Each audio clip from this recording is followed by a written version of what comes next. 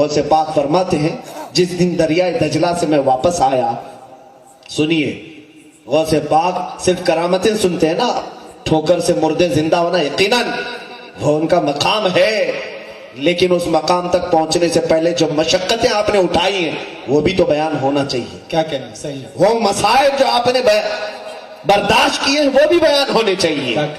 فرماتے ہیں کہ میں بھوکا ایسے آیا کہ میرا پیٹ پیٹ سے لگ رہا تھا، اتنی بھوک تھی، ایک مسجد میں آ کر کے سو گیا، قریب کی ایک مسجد تھی، اور جیسے ہی میں وہاں لیٹا، ظہر کا وقت تھا، دیکھا تھوڑی دیر کے بعد ایک تاجر مسجد میں داخل ہوا، تجارت کرنے والا، بغداد میں بہت آتے تھے، وہ آیا اور اندر آ کر کے وہ نماز سے فارغ ہو کر کے اپنے ہاتھ میں کچھ تھیلی ولی تھی، کھولا تو اس میں گرم گرم کباب، اس کی خوشبو پھیل گئی، اور وہ کباب دسترخوان پر بچھا کر کھانے کے لیے بیٹھا۔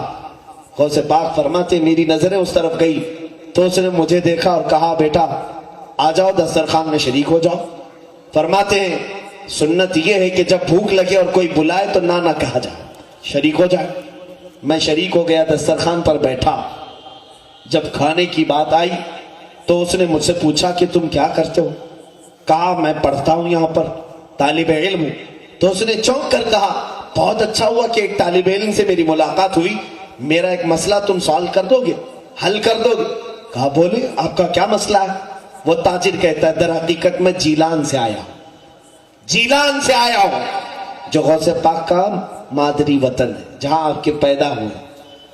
کہتا ہے میں جیلان سے آیا ہوں، تجارت کی غرض سے آیا تھا، تجارت میں بہت لاس ہو گیا، سب لٹ گیا، لیکن ایک بات ہے کہ میں جب جیلان سے نکل رہا تھا تو ایک بہت ہی عفت شعار خاتون ہے ہمارے شہر کی، جس کا نام فاطمہ ام الخیر ہے، سبحان اللہ، یہ غوث پاک کی ماں ہے، سبحان اللہ، فاطمہ ام الخیر بڑی پردہ نشین خاتون ہے۔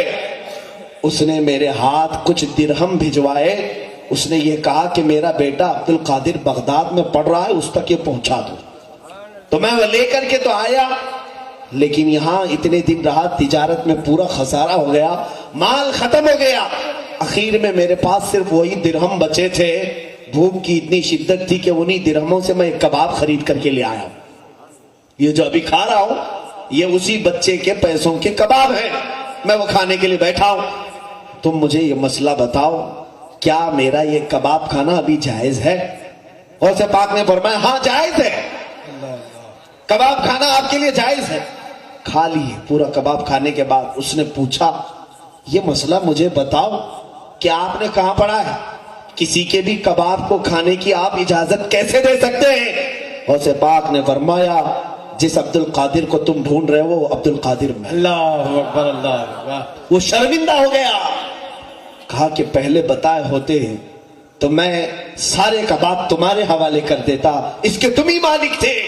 غوث پاک نے فرمایا میں کسی کو کھلانے کے وقت اسے شرمندہ کر کے کھلانا نہیں چاہتا، اللہ اکبر، یا اولیاء کی شان ہے تو دیتے بھی ہیں تو احسان نہیں جتاتے۔ ہاں بے شک،